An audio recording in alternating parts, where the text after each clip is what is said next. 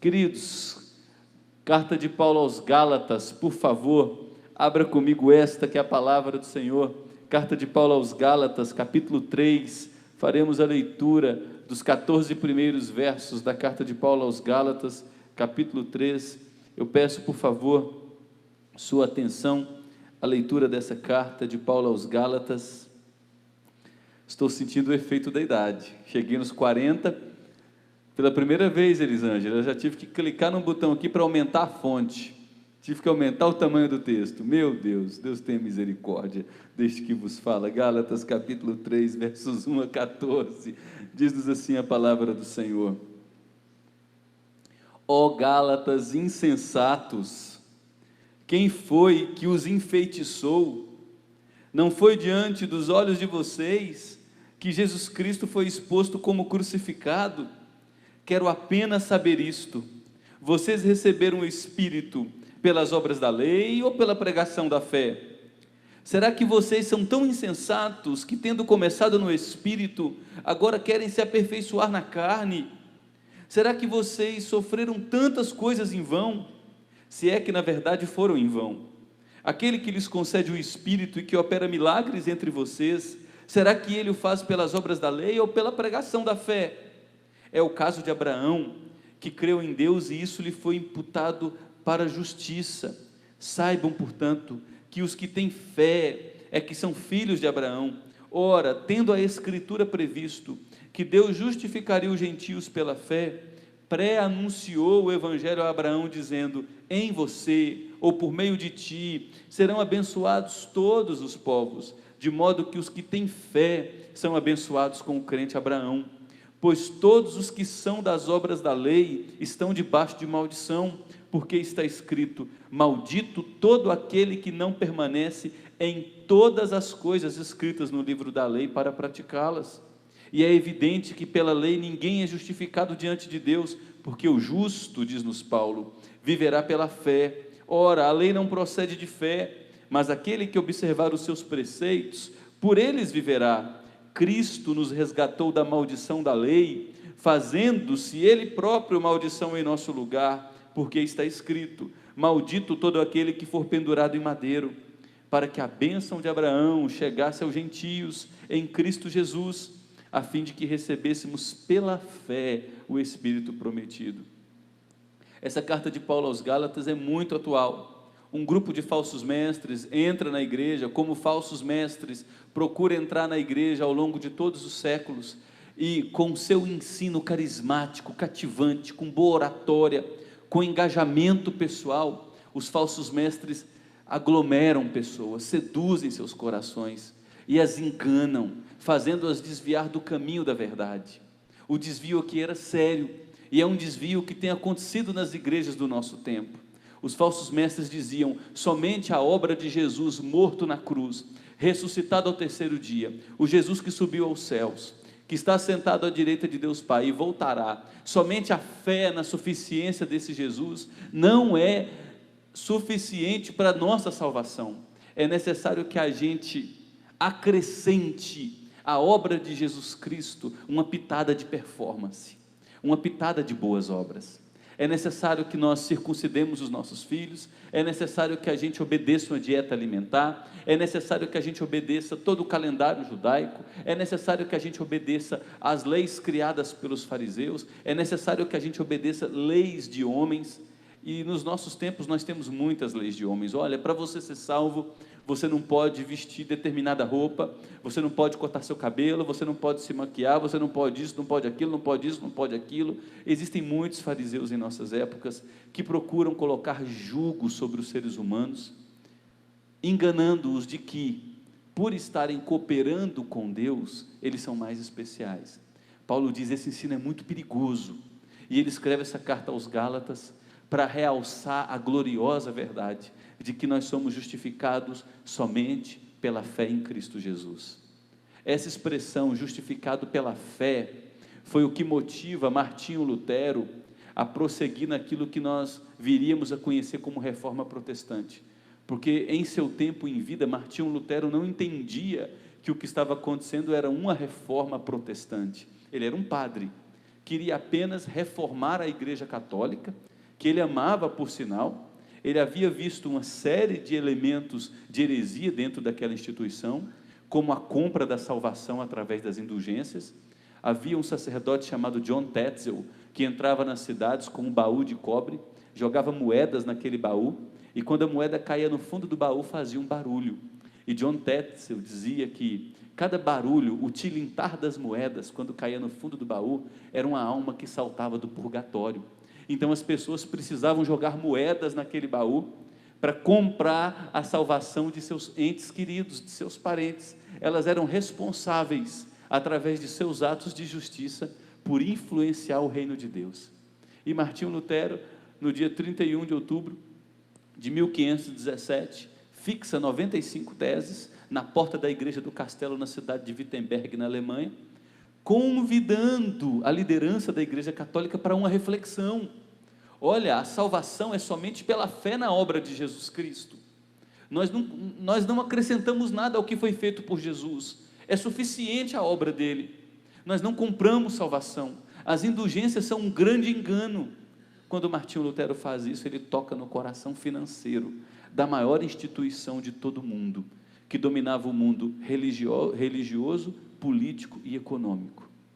Ele recebe, tempos depois, uma carta de excomunhão do Papa, porque ele recusa se retratar de seus ensinos. Ele visita uma conferência chamada de Dieta de Worms, ou Dieta de Worms, onde líderes dizem para ele: Martinho Lutero, é necessário que você se retrate de todos esses ensinos. E ele, com ousadia, enfrenta a maior instituição planetária e diz: eu não me retratarei enquanto não for convencido pelas Escrituras de que os meus ensinos estão equivocados. Até lá, o meu coração está em paz com Deus. Ele recebe a carta de excomunhão, e ser excomungado no século XVI era algo terrível. Significava que o padeiro não venderia para você, você não teria crédito no supermercado, você não seria concedido a você a possibilidade de abrir conta bancária, você era excluído da vida social. Martinho Lutero pega aquele documento de excomunhão, faz uma fogueira em praça pública e, num ato de extrema ousadia, queima aquele documento papal. Daí nasce o que nós conhecemos hoje como a Reforma Protestante, um movimento que cresce em proporções quase planetárias. Muitos países vão se tornando países de confissão reformada, porque eles reformam a sua espiritualidade, e a base é: nós cremos agora somente nas Escrituras. Martinho Lutero vai para um castelo, ele fica uma temporada naquele castelo, ele traduz a Bíblia para o idioma das pessoas, que era o alemão, ele era alemão, e quando a Bíblia chega no vernáculo, na língua que aquele povo falava, porque antes a Bíblia era só traduzida em latim, uma língua que o povo não dominava, quando a Bíblia chega na mão do povo, acabou, uma revolução acontecia, porque entrega a Bíblia na mão do povo, você liberta um povo. E nós estamos diante dos nossos dias, novamente, da necessidade de uma reforma. Precisamos voltar a conhecer as Escrituras, precisamos voltar a conhecer que Jesus Cristo é suficiente, eficaz e plenamente suficiente para realizar todas as coisas em nossas vidas. Nós precisamos crer e viver fundamentado na verdade de que somos justificados e vivemos somente pela fé. Paulo, nesse texto de Gálatas 3, traz a nós duas advertências. A primeira delas é que abandonar o Evangelho, meus irmãos e irmãs, é uma grande tolice. Note como ele começa a expressão: ó insensatos Gálatas.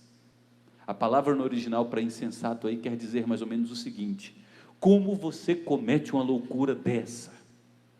Como é possível você, que ouviu o Evangelho da verdade, o Evangelho de que Jesus morreu por todos os seus pecados, fez-se maldito em seu lugar, ressuscitou ao terceiro dia vencendo a morte, garantindo a você ressurreição dentre os mortos, subiu aos céus, está sentado à direita de Deus e intercede por você e voltará.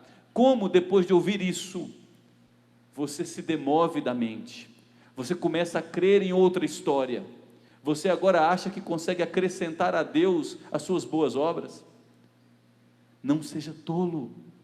Paulo está dizendo que é uma grande tolice a gente abandonar o Evangelho, porque o Evangelho é absolutamente suficiente. Uma outra tradução diz: parem de ser loucos, Parem de imaginar que vocês conseguem acrescentar alguma coisa àquilo que foi, de maneira plena e eficaz, realizada por Jesus Cristo. Na verdade, aqui nós temos a definição de toda seita e heresia. Toda seita e heresia tem como único elemento em comum acrescentar, multiplicar ou retirar alguma coisa da obra suficiente de Jesus Cristo. Nós temos um grupo no Brasil muito grande que, por exemplo, diz que para você ser salvo, você precisa obedecer literalmente, ipsis literis, o pôr do sol de sexta ao pôr do sol de sábado. Não pode comer carne de porco, não pode tomar uma xícara de café. Se você não obedece literalmente o dia de sábado, de sexta ao pôr do sol a sábado ao pôr do sol, você não é uma pessoa salva.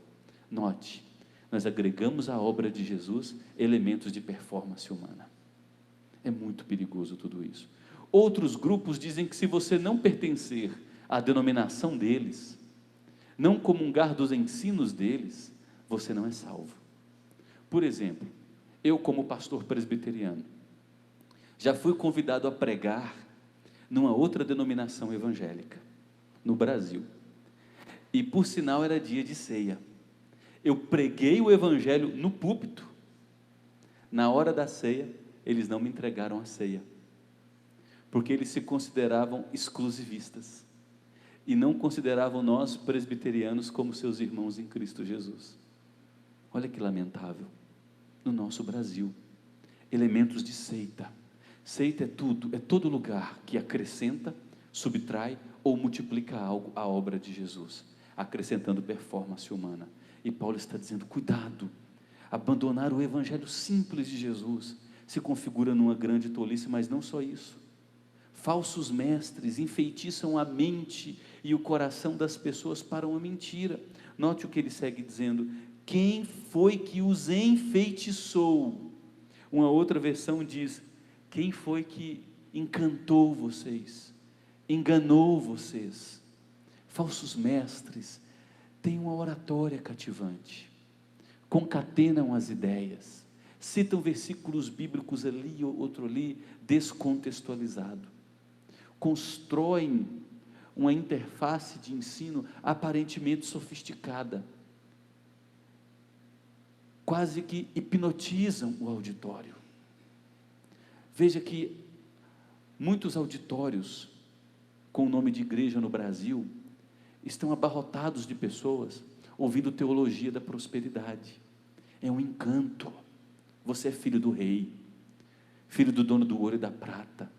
Você não nasceu para sofrer, mas a Escritura diz que importa-nos, através dos sofrimentos, entrar no reino dos céus. Está claro nas Escrituras. Paulo diz a Timóteo, todo aquele que quer viver piedosamente em Cristo, será perseguido. Tiago escreve sua primeira carta e diz, tende por motivo de toda alegria o passardes por várias provações, porque a provação da sua fé, uma vez confirmada, produzirá em você maturidade. Mas as igrejas estão cheias de pessoas ouvindo que você não pode aceitar a provação em sua vida, você não pode aceitar dificuldades em sua vida, você precisa colocar Deus como seu servo, dizendo, eu não aceito, eu decreto, eu determino, eu farei tantos dias de campanha para mover o coração de Deus, Deus é subordinado a mim, não eu a Ele. Paulo está dizendo, cuidado, porque os falsos mestres, eles encantam a mente, eles ludibriam o coração, eles hipnotizam você. Hipnotizem, hein, Alessandro? Falso mestre tem um jeito de falar, um jeito de argumentar, que ele te leva, por muitos anos, de repente você acorda e diz, como eu criei nisso? Como eu fui capaz de viver um engano por tanto tempo, sendo inteligente, amando a Jesus, desejando honrá-lo na minha vida com sinceridade? Paulo diz, cuidado, porque os falsos mestres enfeitiçam a gente para se desviar da dependência de Jesus Cristo e sua obra. E Paulo segue argumentando que tudo na nossa vida é vivido pela fé. Nós começamos a crer pela fé, Nós somos sustentados por Deus no dia a dia pela fé. Nossa vida terminará pela fé. Paulo, em primeiro lugar, diz que os crentes viram a morte de Jesus pela fé. Note no verso 1, ele segue dizendo: não foi diante dos olhos de vocês que Jesus Cristo foi exposto como crucificado. Paulo prega nas regiões da Galácia, as igrejas da cidade de Listra, de Icônio, em Atos capítulo 14. Paulo é apedrejado, Paulo é espancado, porque essas igrejas nascem sob fogo da perseguição, ouvindo que um inocente morreu no lugar de pecadores, e para sermos salvos, bastava colocar nossa confiança nesse inocente, que foi feito maldito em nosso lugar, nesse inocente, que recebe todo o inferno em nosso lugar, para que aqueles que estiverem nele não recebam mais inferno. Paulo diz: Jesus Cristo foi mostrado para vocês. Quando vocês celebram a ceia, naquela época era semanalmente, a ceia era chamada de refeição ágape, cada um levava um pouquinho de marmita de casa, um pouquinho de comida, aí os crentes testemunhavam, ouviam a pregação do evangelho, cantavam, recitavam salmos, e no final uma grande mesa era exposta, nas catacumbas, nas casas, porque as igrejas eram perseguidas, não existiam templos como nós conhecemos hoje. Aí eles se reuniam numa refeição do amor, e naquela refeição eles se lembravam de que Jesus morreu pelos seus pecados, ressuscitou ao terceiro dia para lhes dar esperança. E Paulo está dizendo: Cristo crucificado e a suficiência de sua obra foi exposta a vocês exaustivamente, e é essa obra de Jesus que deve se renovar todos os dias na vida de vocês, para dar fé, dar vigor, fortalecê-los, orientá-los. Vocês viram ao Cristo morto pela fé, na medida em que vocês ouviam a pregação do Evangelho, o Espírito Santo lhes deu fé. Como é que nós cremos? Porque a gente colocou a nossa confiança em Jesus simplesmente? É impossível. Nós só cremos porque Deus nos deu fé. Paulo diz em Efésios 2, que nós não somos salvos pelas obras, nós só somos salvos pela fé em Jesus Cristo, e a fé não vem de nós, é um presente de Deus. Nós não temos condições nem de crer, até a fé para crer em Jesus Cristo, foi o Pai quem nos deu, na medida em que nós ouvíamos sobre Cristo crucificado pelos nossos pecados. Então Paulo está dizendo que tudo depende da fé. Nós vimos a morte de Cristo pela fé. Paulo segue dizendo que os crentes iniciaram a vida cristã pela fé. Note o versículo 2: quero apenas saber isto, vocês receberam o Espírito pelas obras da lei ou pela pregação da fé? Vocês foram salvos enquanto tentavam viver uma vida moral bonitinha, não adulterar, pagar os impostos direitinho, seguir uma boa religião? Vocês foram salvos vivendo essa vida de performance? Ou quando ouviram a pregação pura do Evangelho, e o Espírito Santo, num ato de milagre, arranca um coração duro e põe no lugar um coração novo, sensível à sua voz? É claro que nós fomos salvos pela fé em Jesus Cristo, quando o Espírito Santo nos conquistou, os olhos do coração foram abertos, nós olhamos para a Bíblia e começamos a falar: meu Deus, está tudo aqui, tão claro, claro como o sol do meio-dia, cristalino, foi por mim, Jesus morreu pelos meus pecados gratuitamente, eu não fiz nada para merecer isso, é graça, graça imerecida. A música mais cantada em toda a história, Amazing Grace, ó graça sublime do Senhor, estava perdido e me achou, estava morto e me reviveu. Essa música foi escrita por um ex-traficante de escravos, que reconhecia que não conseguia se salvar, mas quando ouviu a pregação do Evangelho, o Espírito Santo o conquistou, mudou suas motivações interiores. Nós iniciamos nossa vida cristã pela fé. Paulo diz que os crentes crescem na vida cristã também pela fé. Será que vocês são tão insensatos que, tendo começado no Espírito, agora querem se aperfeiçoar na carne? Vocês que receberam a fé de Deus, para crer em Cristo Jesus? Vocês que começaram a desenvolver a vida cristã, de fé em fé, vocês acham que vão amadurecer agora crendo na performance? E olha que muitos crentes acham que sim. Eu vou me tornar um bom moralista. Um bom moralista. Esse é um caminho perigoso, porque nos torna judicialistas, gente que julga uma a outra, gente que rotula pessoas, gente que se acha melhor que o outro. Nós amadurecemos na vida cristã pela fé, porque a fé revela que mesmo depois de 10, 20 anos crendo em Cristo, nós estamos tão distantes da perfeição de Jesus, que a fé nos humilha. A fé mantém nossa boca no pó, a fé mantém nosso joelho no chão, a fé mantém a gente dependente do Espírito Santo, clamando para sermos maridos melhores, esposas melhores, filhos melhores, patrões melhores, funcionários mais dedicados, crentes aperfeiçoados. A fé nos mantém humilhados, a performance ensoberbece, a performance enche o nosso coração de orgulho. Então nós amadurecemos e crescemos na vida cristã pela fé. É impossível nós nos aperfeiçoarmos pelas obras da lei, por nossa moralidade, por nossa performance, por observâncias exteriores. Paulo segue dizendo que os crentes também suportam as dificuldades pela fé. Versículo 4 ele vai dizer: será que vocês sofreram tantas coisas em vão, se é que na verdade foram em vão?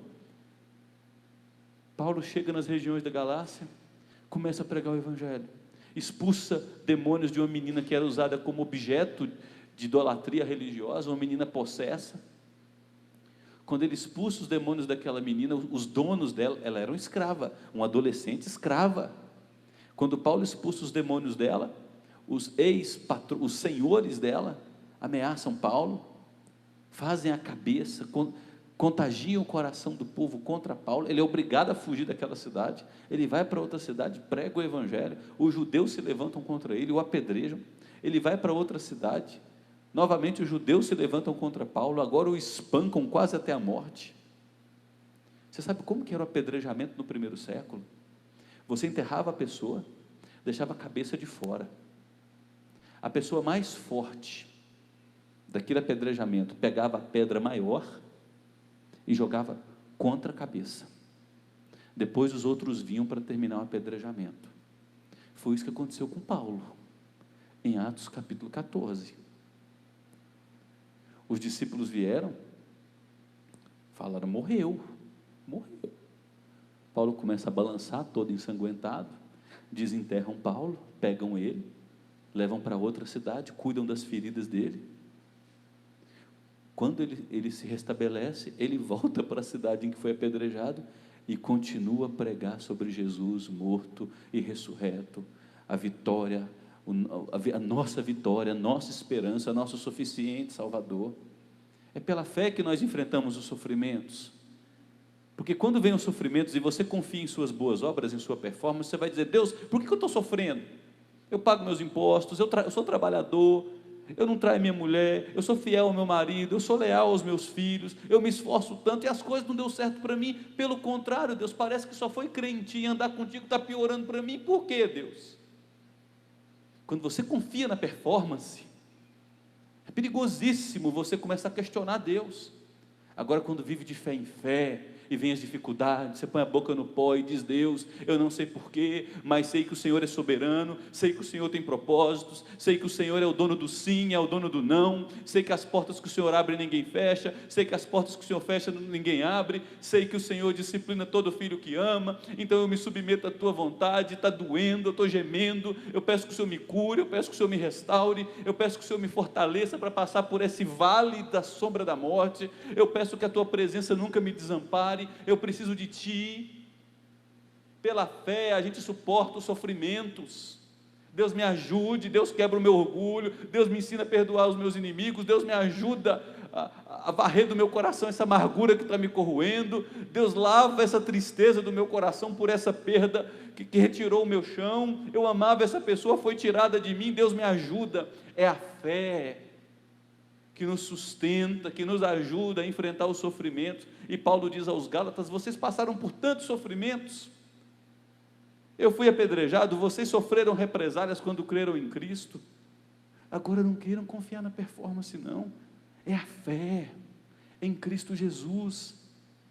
E os crentes também experimentaram os milagres pela fé. No versículo 5, Paulo diz: aquele que lhes concede o Espírito, que é o Espírito Santo, e que opera milagres entre vocês. Será que ele o faz pelas obras da lei ou pela pregação da fé? Quando você vai para Atos capítulo 14, versículo 3, o texto diz que a mensagem que Paulo pregava era autenticada por várias manifestações de curas e milagres extraordinários. Diz nos Atos, capítulo 17 ao capítulo 18, que até a sombra de Paulo curava, bastava tocar em suas vestes, curava. Mas as curas não eram um fim em si mesmo. Deus concedeu sinais, prodígios, curas maravilhosas, para que as pessoas entendessem que a mensagem de Paulo, pela fé somente, vinha de Deus. Os milagres, prodígios, autenticavam isso. E eu tenho certeza que você já experimentou sinais, milagres e prodígios de Deus. No início de sua conversão, Deus nos brinda com muitos mimos, para confirmar em nossa vida que é verdade aquela mensagem. Deus realizou cura, Deus sustentou, Deus abriu portas extraordinárias. Talvez agora você esteja passando por um deserto, que é um instrumento pedagógico de Deus, mas você já viu milagres, e até nesse deserto, você tem conseguido ver milagres da provisão, do sustento, da graça, do perdão, da misericórdia, da renovação, em Deus levantar anjos para aparecer em sua vida e aliviar você da dor. Então os crentes, pela fé, experimentam milagres o tempo todo. A fé é tudo na vida de um crente. A fé, é pela fé que o Espírito Santo nos é doado, é pela fé que o nosso coração é transformado, é pela fé que nós somos santificados, é pela fé que nós aguardamos o retorno de Cristo, é pela fé que nós ressuscitaremos dentre os mortos, é pela fé que o nosso corpo será revestido em glória, é pela fé que habitaremos no novo céu e na nova terra, é pela fé que não vivemos conformados com os valores desse mundo. O justo viverá pela fé. E aí Paulo termina os versículos 6 a 14, dizendo que toda essa justificação pela fé, que sustenta o crente em todas as etapas de sua vida, é abundantemente confirmada pelas Escrituras. E o que Paulo faz é muito inteligente, é muito perspicaz. Paulo cita o exemplo de Abraão, porque os judeus de seu tempo diziam: nós somos filhos de Abraão. Abraão foi obediente a Deus. E Paulo diz: mas antes de Abraão oferecer uma obediência imperfeita a Deus, Abraão creu na palavra de Deus. Ele creu que Deus faria milagres, sinais e prodígios, contra todas as evidências e expectativas humanas. E depois que Abraão creu, pôs fé em Deus, isso lhe foi imputado para a justiça. Abraão creu, foi pela fé. Abraão não foi justificado pelas obras. Olha o que Paulo diz nos versos 6 e 7. É o caso de Abraão. Ele creu em Deus e isso lhe foi atribuído para a justiça. Saibam, portanto, que os que têm fé é que são filhos de Abraão. Quando é que Abraão recebeu a imputação por justiça? Em Gênesis 12, Deus chama Abraão. Abraão, vem cá. Abraão era um adorador da lua, pertencia a um clã que adorava a um deus lunar, a tribo lá de Arã, Ur e Arã. Deus chama Abraão e diz: dependa de mim.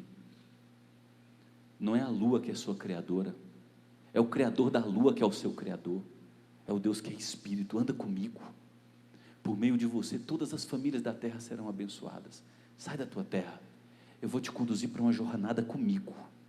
E aí Abraão começa a andar uma jornada com Deus, e Deus te chama para andar uma jornada com Ele, uma jornada pela fé. É uma jornada diferente da tua família, diferente da tua história, é uma jornada sua com Deus. Abraão sai, seu sobrinho vai com ele. No início do capítulo 14, no final do capítulo 13, o seu sobrinho é sequestrado. Capítulo 14, Abraão pega alguns soldados, vai lá resgatar Ló. Abraão está preocupado, porque ele está se envolvendo numa guerra, com clãs maiores, pequenos reinos já estabelecidos. quando começa Gênesis capítulo 15, abra lá o texto para você ver, por favor. Gênesis, primeiro livro das Escrituras. Olha como começa Gênesis capítulo 15. Depois destes acontecimentos, que acontecimentos são esses? Abraão havia acabado de resgatar seu sobrinho Ló, de um pequeno reinado.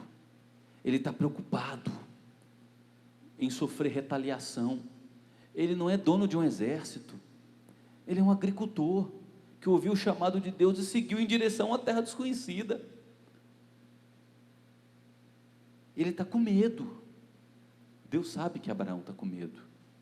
Deus vem até Abraão, numa visão, e diz: não tenha medo, eu sou seu escudo, eu lhe darei recompensa. Abraão tem liberdade diante de Deus e diz: Senhor, o que o Senhor vai me dar? Eu continuo sem filho, o herdeiro da minha casa é um Damasceno, é um menino que era meu escravo, eu acolhi como meu filho, lhe dei dignidade, esse é meu herdeiro, é um filho adotivo. Abraão continuou: tu não me deste descendência, e um servo nascido na minha casa será o meu herdeiro. Eis que a palavra de Deus veio a Abraão e disse: esse não será o seu herdeiro, Eliezer não será o seu herdeiro, pelo contrário, aquele que será gerado por você, vai nascer de você, esse será o seu herdeiro. Então o Senhor levou Abraão para fora. Abraão estava talvez numa tenda dormindo, e Deus disse para Abraão: olha para os céus. Talvez fosse noite de lua nova, o céu todo estrelado, olha para as estrelas, conta as estrelas, conta, se você puder, conte-as. E olha o que Deus fala para Abraão: assim será a sua descendência. E Abraão fez o quê? Creu. Ele não tinha realizado nenhuma obra de justiça. A lei só veio por intermédio de Moisés mais de 400 anos depois, quando Moisés livra o povo da escravidão do Egito. Só depois vieram os 10 mandamentos, caminhada no Monte Sinai, a lei de Israel. 4 séculos antes, Abraão creu na palavra de Deus, contra todas as expectativas. Um homem com 85 anos de idade, o seu corpo amortecido, não tinha ereção, gente, isso que significa. Gênesis 20 diz que o corpo de Abraão era amortecido. Hebreus confirma isso no capítulo 11. Olha para as estrelas, assim será a sua descendência. Deus estava falando a respeito de quem? Todos os que ao longo da história, que viria para todo sempre, depositassem sua fé em Jesus, o descendente de Abraão, seriam feitos filhos de Abraão, porque creram em Jesus pela fé, como Abraão creu em Deus pela fé, contra todas as evidências.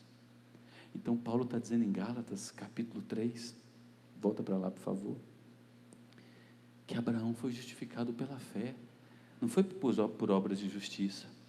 Paulo diz nos versos 8 e 9, que os gentios, que somos nós, são justificados pela fé. Paulo segue: ora, tendo a escritura previsto que Deus justificaria os gentios pela fé, pré-anunciou o evangelho a Abraão, dizendo: em você serão abençoados todos os povos.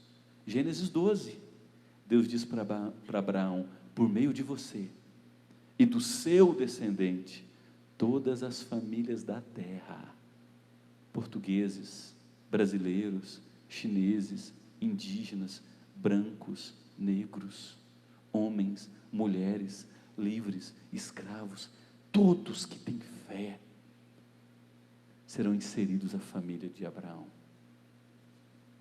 Judeu não é o que tem sangue correndo na veia, o sangue de Abraão, não. Israelita é aquele que é pela fé. Todos nós, gentios, fomos feitos israelitas pela fé, fomos enxertados na videira que tem Jesus como sustentador, uma única videira, que tinha os judeus como ramos iniciais, aqueles que não creram foram podados, os que creram e os que creem permanecem, e todos os que creem de todos os povos são enxertados para receber vida eterna. Somos nós, que privilégio. A justificação é pela fé e não pelas obras da lei. Nos versos 10 a 12, Paulo vai dizer: pois todos os que são das obras da lei estão debaixo de maldição. Estão debaixo de maldição por quê? Olha o que Paulo vai dizer: maldito todo aquele que não permanece em todas as coisas escritas no livro da lei para praticá-las. A lei nos torna malditos, porque se a gente quer viver pela lei, nós temos que obedecer toda a palavra de Deus. Se desobedecer um princípio, nós transgredimos todos. É o que Tiago nos ensina no capítulo 2. Obedeceu todos, mas transgrediu um. Você constrói uma boa reputação na sua vida, é honesto, trabalhador e tudo, mas você cai num deslize e rouba no seu trabalho. Acabou. Poxa, me perdoe, patrão, eu nunca traí minha mulher, olha, eu não vou fazer de novo. Acabou, a reputação foi destruída.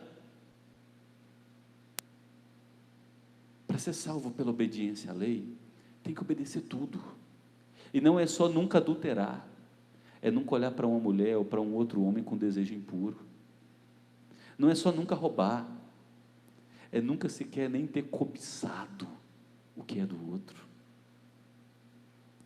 não é nunca matar alguém, assassinar alguém, mas é nunca ter se amargurado, é nunca ter falado mal de alguém, é nunca ter desejado mal contra ninguém. É impossível a gente viver pelas obras da lei. A lei impõe maldição, maldição de morte, e a lei gera grande frustração e tristeza, porque nenhum de nós consegue obedecer a palavra de Deus. É por isso que Paulo vai dizer mais à frente na carta aos Gálatas, que toda a lei do Antigo Testamento, ela serve como um paidagogos, é um professor, para nos mostrar Cristo. Porque quando a gente olha a lei de Deus, em primeiro lugar, ela revela que Deus é santo, separado do pecado. Em segundo lugar, revela que Deus é perfeito. Em terceiro lugar, mostra para nós que é impossível viver por essa lei. Portanto, todos nós estamos condenados e precisamos de um substituto, alguém perfeito que vive essa lei em nosso lugar, Jesus Cristo. Tudo revelado nas Escrituras. E a justificação é somente por meio de Cristo. É assim que Paulo termina o seu argumento, nos versos 13 e 14, dizendo: Cristo nos resgatou dessa maldição da lei, fazendo-se Ele próprio maldição em nosso lugar. Cristo cumpre o que está escrito: maldito todo aquele que for pendurado em madeiro. Ele foi feito maldição de Deus em nosso lugar, para que a bênção de Abraão chegasse aos gentios, a mim e a você, em Cristo Jesus, a fim de que recebêssemos pela fé o Espírito que Deus prometeu desde o Antigo Testamento que enviaria ao seu povo. A justificação, queridos, é o resultado da obra de Jesus, que se fez maldição em nosso lugar. Maldito todo aquele que for pendurado no madeiro. Note que a obra de Cristo era um escândalo para o reino infernal. Jesus começa o seu ministério, ele é levado pelo Espírito Santo para ser tentado no deserto, e o tempo todo o que o diabo faz? Propõe a Jesus: afasta da cruz, afasta da cruz, afasta da cruz, afasta da cruz, não substitua-os, eles não merecem que um justo morra por eles, eles não merecem ser amados por ninguém, tudo o que eles querem, vaidade, cobiça, projeção, eu vou te dar ascensão religiosa, eu vou te dar tronos, reinados, riquezas, vou te dar tudo. Negue uma simples coisa, essa vida miserável que você quer viver, vida de pobreza, vida de embate com liderança religiosa que te odeia, o teu próprio povo que você veio para amar, vai te trair, vai te enganar, os discípulos pelos quais você está dedicando sua vida, vão te deixar sozinho na hora final. Abre mão de tudo isso, sai dessa maldita cruz, e até o fim,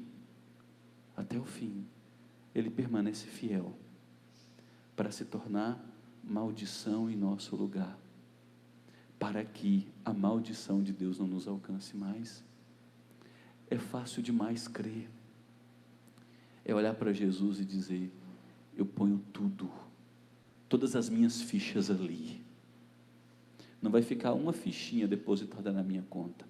Minha esperança, sonhos, motivação, o jeito de eu pensar, de construir minha família, da maneira como eu trabalho, tudo está em Cristo, Ele é suficiente para mim.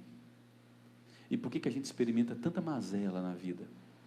Porque a gente quer consorciar, a gente quer viver nessa concorrência, a palavra suficiente de Jesus revelada, com aquilo que a gente acha que está certo, e a gente quer viver nessa corda bamba, e a gente vive tantas vezes em crise. Pela fé, nós conseguimos viver, e viver em triunfo, porque Cristo nos sustenta. A obra de Jesus nos livra da maldição da lei, e a justificação pela fé é a bênção de Abraão, concedida a todos os que creem. Quem deposita a sua vida em Cristo pela fé, está vendo se cumprir o que Deus fala a Abraão: todos os que crerem se tornarão filhos de Abraão, porque Abraão creu, sem as evidências, e isso lhe foi imputado para a justiça. E vocês têm todas as evidências. Jesus morreu no lugar, recebeu a maldição, ressuscitou ao terceiro dia, voltará, intercede por vocês. Creiam nele, dependam dele, cresçam nele. As implicações finais são de que a obra de Jesus por nós é o maior presente de Deus ao mundo. Pena que o mundo não o conheceu. Ele veio para os que eram seus, como nos diz João, mas os seus não o receberam. Jesus Cristo é o maior presente de Deus à sua vida. Não há bem maior de Deus que Jesus Cristo ofertado a você. Não existe outro presente. É o Natal de todos os natais, é a Páscoa de todas as Páscoas, é a vida completamente vivida, perfeitamente vivida, é Jesus por você. Vida cristã começa, se desenvolve e termina na dependência dos méritos de Jesus. Desconfie de si, desconfie das inclinações do seu coração, viva pela fé em Jesus Cristo. Vieram vitórias, você recebeu um grande presente, uma grande promoção, experimenta abundância financeira, atribua a Deus louvor, porque toda boa dádiva, todo dom perfeito vem do alto, do Pai das luzes, em quem não há sombra nem variação de mudança. Veio a dificuldade, as provações, continue pela fé a gemer e a dizer: eu entrego tudo a Ti, mas eu não largo mão de Ti. Nu vim ao mundo, se eu tiver que voltar nu, voltarei. Louvado seja o nome do Senhor. O Senhor dá, o Senhor toma, o Senhor faz o cego, faz o surdo. Minha vida está em Ti.